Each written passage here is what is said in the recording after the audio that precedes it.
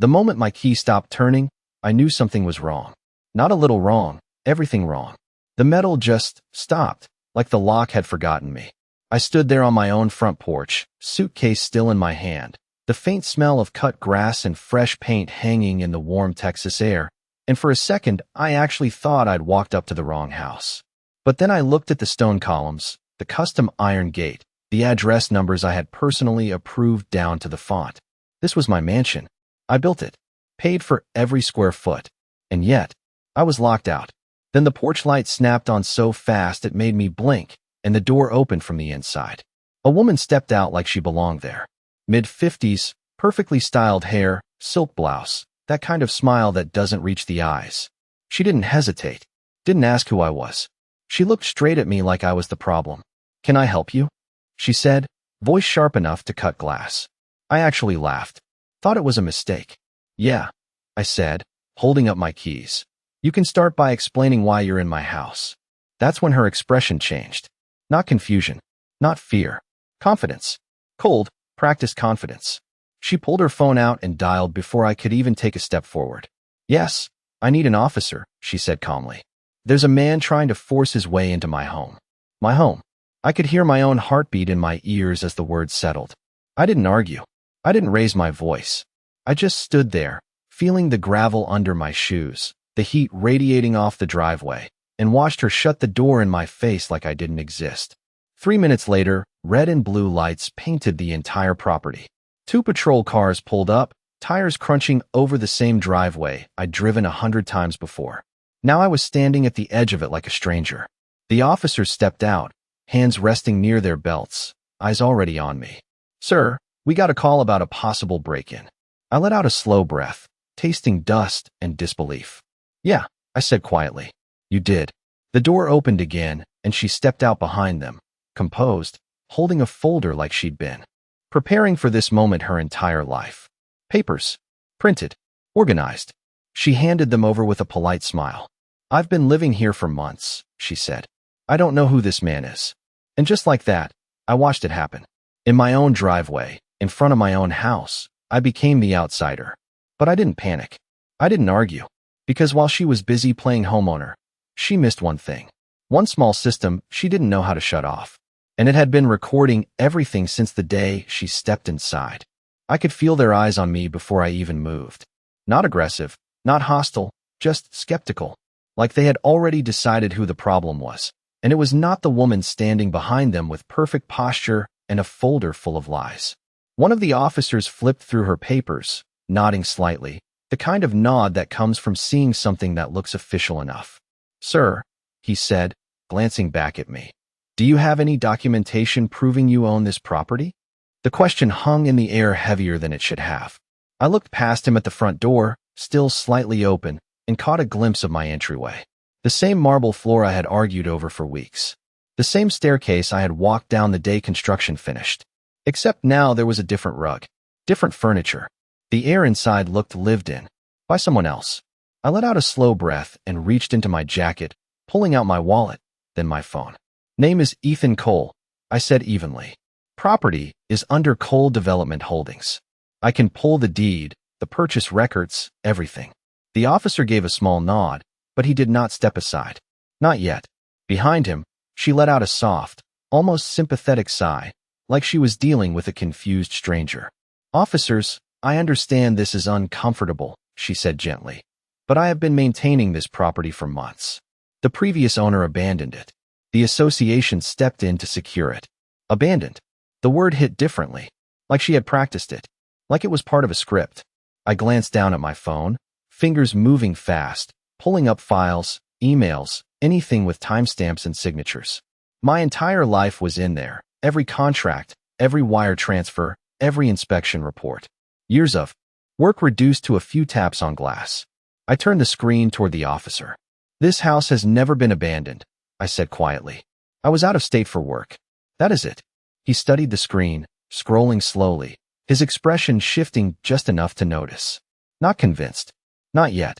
Gravel crunched behind me as another patrol car rolled up, engine idling low. The neighborhood was starting to wake up. Curtains moving, doors opening, people watching. I could feel it building, That silent judgment that spreads through a street faster than any rumor. And she knew it too. I could see it in the way she stood just a little taller, just a little closer to the officers. Like proximity alone made her legitimate. He showed up out of nowhere, she added softly.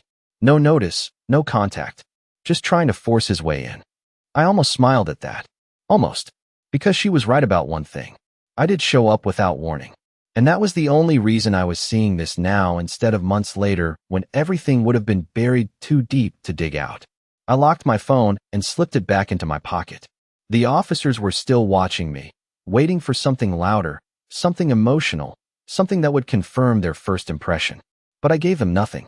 No raised voice. No sudden moves. Just calm. Because the truth does not need volume. It needs timing. And as I stood there, staring at the front door of my own house, I realized something that made everything click into place. The lights inside had turned on before she opened the door. Not manually. Automatically. Which meant the system was still active. Which meant she had not changed everything. And that meant she had not erased me. Not yet. I did not look at her again. Not yet. My eyes stayed on the house, on the subtle glow of the recessed lights just inside the entryway, steady and unchanged like nothing about this situation made sense. Because those lights were not random. They were tied to a system I installed myself, calibrated down to the minute, the kind of setup you only notice when something interrupts it. Motion sensors, entry logs, automated triggers, things most people never think about until they matter. And right now, they mattered more than anything she was holding in that folder. Sir, the officer said again, a little firmer this time, we need to resolve this. Either you provide clear proof of ownership or we may have to ask you to leave the premises. Leave. The word echoed in my head, hollow and absurd. Leave my own property. I nodded slowly, like I was considering it, like I was weighing my options. In reality, I was already 10 steps ahead. I reached into my pocket again, but this time I did not open documents or emails. I opened an app. Simple interface. Black background. Clean white text. Still logged in. Still active. She had changed the locks, staged the furniture, printed her paperwork, but she never touched the system. I could hear her behind me, shifting slightly, probably thinking she had already won. Officers, I really would prefer if he just left peacefully, she said, her tone soft but calculated. There is no need to escalate this. I almost admired the performance. Almost. My thumb hovered over the screen for a second, then I tapped. A quiet chime echoed from inside the house. Subtle, almost polite, but I saw it immediately. The officer closest to the door turned his head slightly, just enough to register it. What was that? He asked. I did not answer right away. I tapped again. Another chime, followed by a soft mechanical click from somewhere deeper inside. Not a door opening. Not yet. Just the system acknowledging a command. Her posture changed. Just a fraction. Shoulders tightening, smile fading at the edges. Do you hear that? One of the officers said, glancing toward the entryway. I finally looked at her. Really looked. And for the first time, the confidence cracked. Not gone, but shaken. That, I said calmly, holding up my phone just enough for the officers to see the interface, is my house recognizing its owner. Silence settled over the driveway, heavy and electric. The app displayed timestamps, access logs, motion records going back weeks. Dates, times, entries. Every time that front door opened. Every time someone moved through the hallway. Every time lights turned on. And every single one of those entries had a user attached. Not mine. Hers. I scrolled slowly, letting the officers see it piece by piece. No rush. No pressure. Just facts. You said you have been living here for months. I continued, my voice steady. That is interesting. Because according to this system, you first entered this house at exactly 2:14 p.m. on a Tuesday, using a code that was never authorized. The air shifted. You could feel it. The officers straightened slightly, their attention no longer split. Focused now. Curious. Careful. And she did not say anything this time. Because for the first time since I arrived, she was the one without an answer. The silence stretched just long enough to feel uncomfortable. One of the officers shifted his weight, boots grinding lightly against the gravel, eyes moving from my phone to her and back again. Ma'am, he said carefully. Do you want to explain that? She blinked once, then twice, like she was recalibrating in real time. That smile came back, but it was tighter now, forced at the edges. I do not know what that is, she said, gesturing vaguely toward my phone. Anyone can fake an app interface. This does not prove ownership. I nodded slowly, like I expected that answer. Because I did. People like her do not fold when the first crack appears. They double down. You are right, I said calmly. An app alone does not prove ownership. I turned the screen slightly, scrolling further down. But timestamps tied to registered utilities, synchronized with security footage stored off-site. That starts to tell a different story. One of the officers leaned in a little closer, his expression sharpening as he read. These logs are tied to your account, he asked. Registered under my name. Linked to the original installation contract, I replied. Same contract filed with the county when the house was completed. I could feel the shift now. Subtle, but real. The kind of shift that happens when doubt changes direction. It was no longer pointed at me. Behind them, her fingers tightened slightly around that folder. The edges of the paper bent just enough to notice. This is ridiculous, she said, a little faster this time. The Homeowners Association has authority to secure abandoned properties. We followed proper procedure. There it was again. Abandoned. She kept coming back to that word like it was her foundation. So I stepped right into it. Then you will not mind if we verify that, I said, my voice still even. I tapped the screen again. Another chime echoed from inside, followed by a soft hum as the system fully woke up. Lights shifted deeper in the house, subtle changes only someone familiar would recognize. The officer closest to the door glanced back again, this time longer. What did you just do? He asked. Access the main control system, I answered. The one that has been recording every entry, every movement, every change made inside that house since day one. I paused just long enough to let that settle, including who replaced the locks. That landed. You could see it in the way her posture stiffened, the way her eyes flicked toward the door for just a second before she caught herself. Too late. One of the officers noticed. Ma'am, he said again, firmer now. Did you change the locks on this property? She hesitated. Just a fraction. But in a moment like this, a fraction is everything.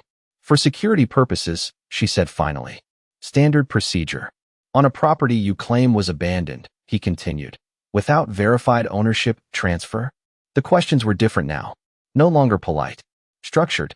Precise. I slipped my phone back into my pocket, letting the silence do the rest of the work. Because this was the part most people rush. The part where they push too hard, too fast. I did not need to. She was already standing in the gap between her story and the truth, and it was getting wider by the second. The breeze picked up slightly, carrying the faint scent of something floral from inside the house. Not mine. Never was. I looked past the officers again, through the open doorway, at the life she had tried to build inside something that was never hers. Then I spoke, quiet but clear. You did not secure an abandoned house, I said. You moved into an active one and hoped nobody would come back. And this time, nobody interrupted me. The air felt different after that. Not louder, not tense in the way people expect, but sharper, like every word now had weight behind it. One of the officers stepped slightly closer to her, not aggressive, just enough to change the balance. Ma'am, he said, voice steady but no longer soft. We are going to need to verify your claim of authority through the Homeowners Association. Do you have documentation showing legal possession or a court order? That word hung there. Court order. Not HOA notice. Not community guideline. Something real. Something enforceable. Her grip tightened again. On the folder, and this time she opened it faster than before, flipping through pages with just a little too much urgency. Paper shifted, edges catching the light. But from where I stood, I could already tell what it was. Forms. Notices. Printed letters with official-looking headers and carefully worded language designed to sound stronger than they actually were. The officer took them, scanning quickly, his partner leaning in beside him. Silence again, but this time it was working against her. This is an association notice, he said after a moment. This is not a legal transfer of ownership. There it was. Clean. Simple. Undeniable. She straightened, chin lifting slightly, trying to recover ground that was already gone. The association has the right to intervene when a property is neglected, she insisted, her voice tightening just enough to show the strain. We were protecting community standards. I almost smiled at that. Almost. Because now we were finally talking about the real game she had been playing. Not ownership. Control. Protecting. I repeated quietly, tasting the word. By replacing locks, moving in, and presenting yourself as the owner to law enforcement. I did not raise my voice. I did not need to. The question did the work on its own. One of the officers exhaled slowly through his nose, eyes still on the paperwork. Ma'am, did you at any point file for legal possession through the county? He asked. She hesitated again. Longer this time. The kind of hesitation you cannot talk your way out of. We followed internal procedures, she said finally, but even she could hear how thin that sounded now. Internal procedures. Not law. Not authority. Just rules she controlled. The breeze shifted again, carrying that same unfamiliar scent from inside, mixing with the faint smell of warm concrete and engine heat from the patrol cars. Everything felt still, like the moment right before something settles permanently into place. I took a slow step forward, stopping just short of the officers, close enough now to see the reflection of the house in the polished surface of the folder she had brought. My house. Still mine. It always had been. You said I showed up out of nowhere, I said calmly. But the system logged my return the second I stepped onto the driveway. Recognized my phone, my movement, my access profile. This house knows exactly who I am. I let that sit for a second, then added, softer, more precise. The question is, why did you think it would forget? That was the moment it broke. Not loudly, not dramatically, just a quiet collapse of certainty. The officers exchanged a brief glance, the kind that does not need words. Decision made. Direction set. And for the first time since I pulled up, she was no longer standing like she belonged there. She was standing like someone who had run out of places to stand. The decision did not come with a shout or a sudden move. It came quietly, like a door closing somewhere you cannot see, but you know you are on the wrong side of it. One of the officers handed the folder back to her, slower this time, like the weight of it had changed. Ma'am, he said, voice firm and measured. At this point, we are going to treat this as a property dispute with potential unlawful entry. We need you to step outside while we sort this out. That was it. Not an accusation. Not a command wrapped in force. Just a shift in position that said everything. She did not move right away. Of course she did not. People like her do not step back easily. Her eyes flicked toward the door again, then to me, then to the officers, calculating, searching for something she could still control. I am not leaving my home, she said, and this time the confidence was thinner, stretched too far.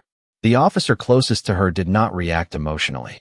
He just nodded once, like he had heard it before. Right now, we need you to step outside while we verify ownership. That is standard procedure. Standard. Real procedure. Not the kind printed on HOA letterhead. The kind backed by actual authority. For a second, I thought she might argue again. Push harder. But something in the tone, something in the way the officers were now positioned, made that calculation for her. Slowly, carefully, she stepped forward, crossing the threshold she had claimed like it was hers. The moment her foot hit the porch, the system chimed again. Soft. Precise. I did not touch my phone this time. I did not need to. The house was resetting itself, recognizing the shift in occupancy, logging every movement like it always had. One of the officers noticed. I saw it in the way his head tilted slightly, attention sharpening again. That system, he said, glancing at me. You said it logs everything? I nodded once. Every entry, every exit, every change in access. Stored remotely. Time stamped down to the second. He exchanged another look with his partner, then turned back to her.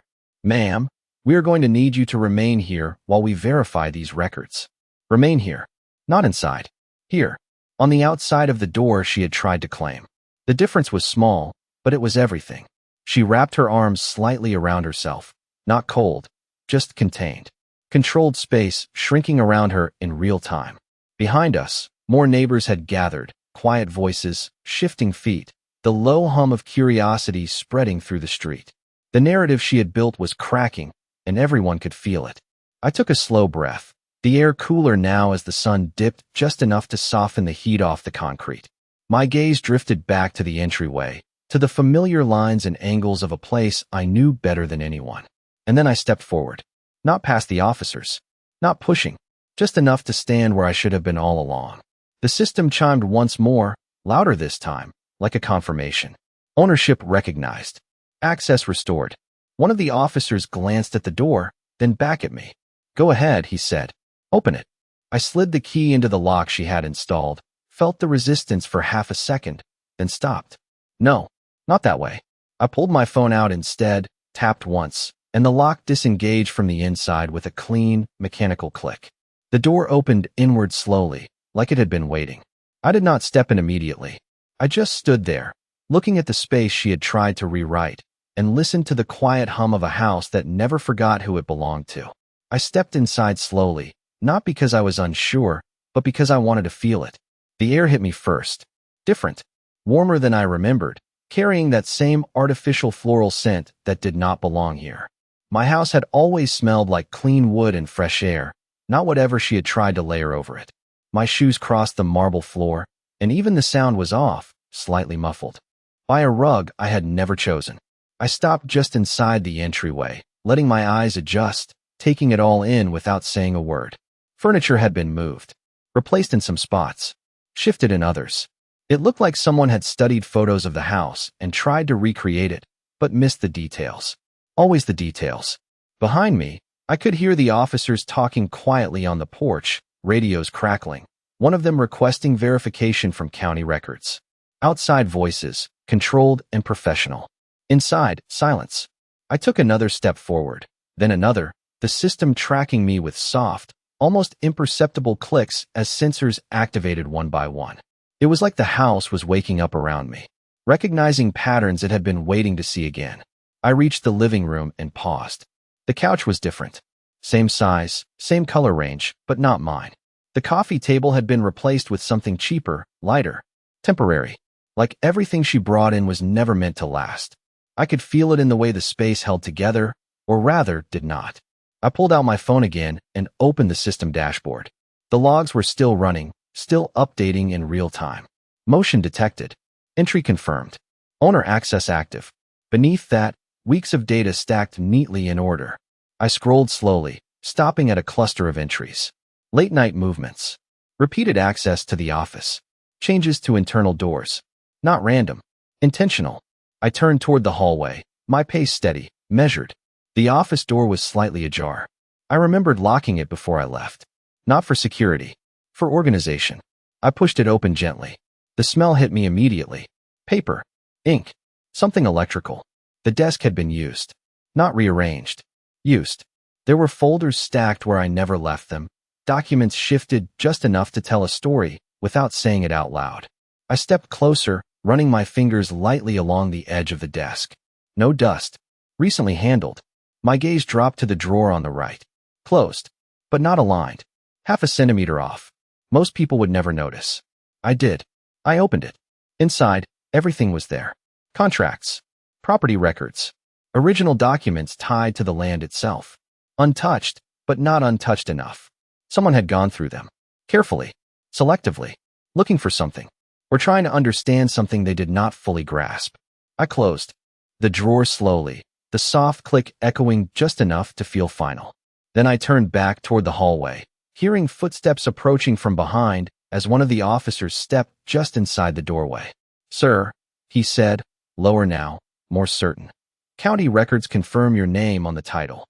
I nodded once, not surprised, not relieved, just aligned, because this was never about proving who I was. It was about showing exactly what she had done. I glanced back toward the front door, where she was still standing outside, contained by the same threshold she tried to claim. Then I looked at the officer and spoke quietly. "She did not just walk into this house," I said. "She studied it, used it, tried to rewrite it." I paused, letting the weight of that settle before adding one more detail, the one that mattered most. And she left a trail in every room. I did not rush back to the front door.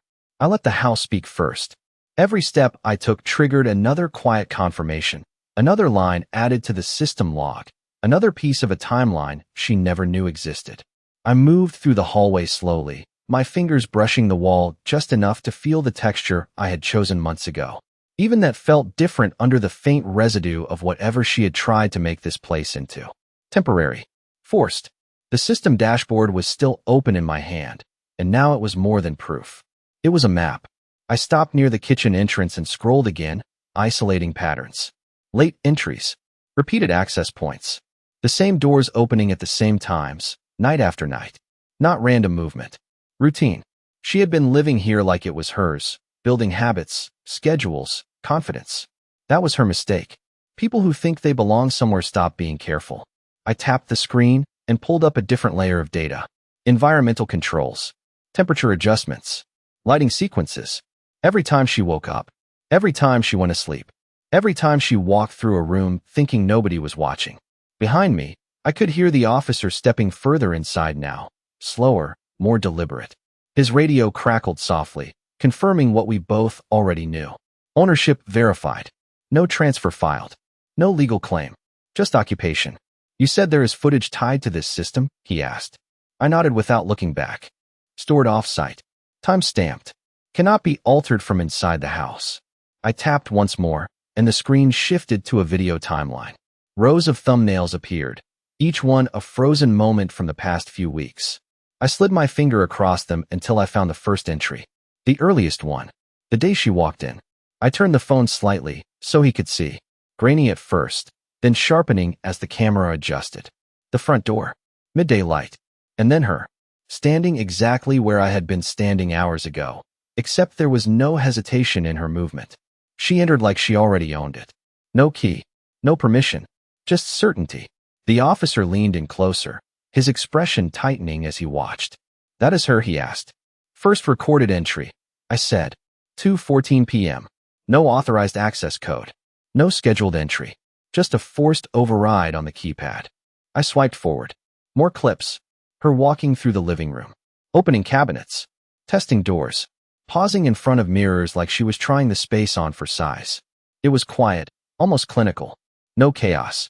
No rush. Just someone exploring something they intended to keep. I stopped on another clip. Nighttime. She was in the office. My office. Going through drawers. Reading documents. Taking notes. Not stealing. Not yet. Studying. Preparing. I could feel the officer's posture shift beside me, the weight of what he was seeing settling in. She knew exactly what she was doing, he said quietly. I locked the screen and slipped the phone back into my pocket. That is the thing about systems. I replied, my voice low and steady. They do not care about stories. They only record what actually happens. Outside, I could hear another car pulling up, a different engine, heavier, slower, more official. The tone on the radios changed slightly, more structured now, less uncertain. The situation was no longer a question. It was a case. I turned toward the front door again, taking one last look at the space she had tried to claim as hers. Then I started walking back, each step deliberate, measured, the house responding quietly beneath me. Because this was not about proving anything anymore. This was about finishing it. I stepped back out onto the porch and the temperature shift hit me again. Cooler now, the sun dipping just low enough to cast long shadows across the driveway. The scene had changed. Another vehicle had arrived, unmarked but unmistakably official, engine idling with a quiet authority that did not need lights or noise to announce itself. The officers were no longer split between two stories. They were aligned, focused, moving with purpose instead of hesitation. She stood a few feet away from them, no longer centered, no longer in control of the space she had tried to dominate. Her arms were tighter now, her posture contained, like she was holding herself together instead of holding the situation. One of the new arrivals stepped forward, calm, composed, asking questions that were not open-ended anymore. Specific, directed, names, dates, authority. Every answer she gave sounded smaller than the last. Not wrong enough to collapse instantly, but not strong enough to hold up under pressure. I did not interrupt. I did not add anything. I just stood there, listening, the faint hum of my house behind me like a steady pulse that had never changed. At one point, she glanced at me, just for a second, and I could see it clearly now. Not confidence, not control, calculation turning into realization. She understood exactly what had happened. Not all at once, but enough. Enough to know that the version of the story she had built was not going to survive what came next. One of the officers approached me again, quieter now, more respectful in the way he carried himself. Mr. Cole, he said, we are going to need copies of those system logs and the footage you mentioned. I nodded once. You will have everything, I replied. No hesitation. No delay. Because this was never about holding anything back. This was about letting it unfold the right way. Behind him, I could hear them explaining the situation to her, step by step, the language precise, grounded in actual law instead of interpretation. Not accusations, not conclusions, just facts stacking one on top of another until there was nowhere left to stand but the truth. The breeze moved again, carrying that same artificial scent out from the open door behind me, thinning it out, replacing it with something cleaner, more familiar. Mine. I turned slightly, looking back into the entryway one more time. The rug would go. The furniture would change. The air would reset. But the structure, the foundation, the things that actually mattered, they had never changed. They had just been waiting.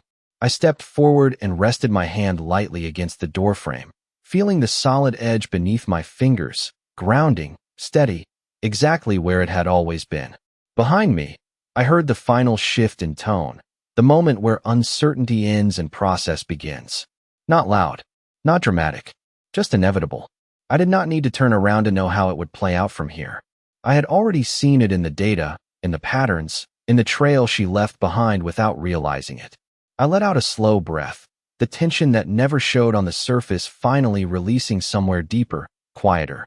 Then I stepped fully inside, leaving the door open behind me, not as an invitation, but as a boundary restored. Because in the end, she did not lose because I fought harder. She lost because she built her story inside a system that never stopped telling the truth.